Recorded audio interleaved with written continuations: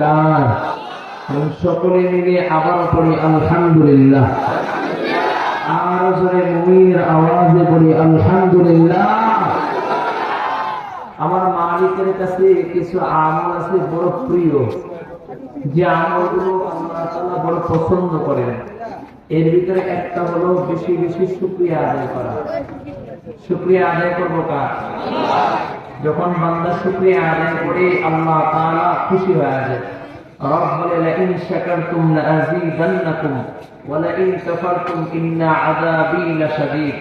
রব বলেন, যে ব্যক্তি আমার নিয়ামতকে শুকরিয়া আদায় করলো, আমি আল্লাহ তার নিয়ামত। আরো জোরে বলেন আল্লাহু আকবার।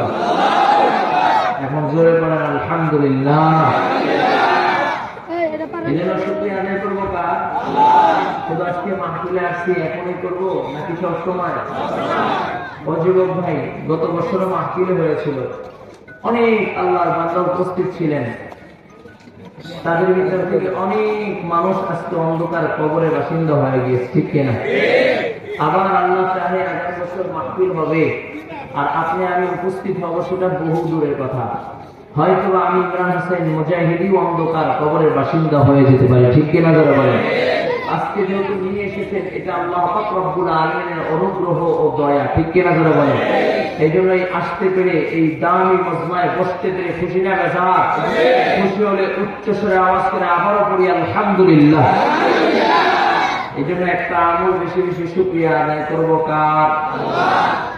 আল্লাহ তাআলা বলেন, বান্দা যখন বেশি বেশি শুকরিয়া আদায় করে আমি আল্লাহ খুশি হয়ে যাই।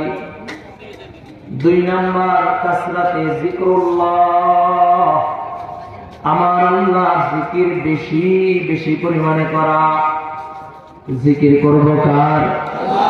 আরো জোরে বলেন কার? আল্লাহ বলেন, ওয়াসাব্বিহুহু বুকরাতাও ওয়া আসীলা।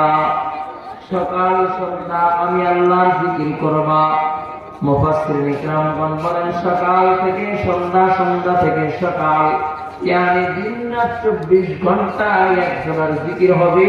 তিনি কে?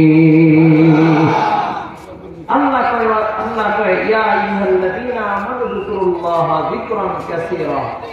এই ইমানদারগণ, তোমরা আমার জিকির বেশি বেশি পরিমাণে করো। এই জন্য 2 নম্বর আমল, ইমানদার মুমিন বেশি বেশি জিকির করবে আমার আল্লাহ। মালিকের জিকির করবে বেশি বেশি, মালিকের জিকির। জাকিরিন বান্দা, যে ব্যক্তি বেশি বেশি জিকির করে, আল্লাহ তাআলা তার কলবের নেফাকি, কলবের ময়লাগুলো আল্লাহ তাআলা পরিষ্কার করে দেয়।